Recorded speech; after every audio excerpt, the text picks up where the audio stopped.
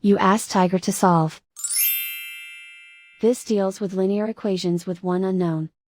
The final result is y equals 5. Let's solve it step by step. Simplify the expression. Expand the parentheses. Simplify the arithmetic. Swap sides.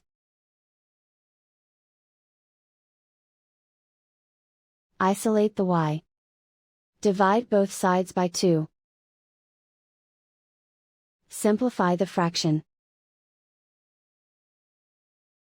Find the greatest common factor of the numerator and denominator.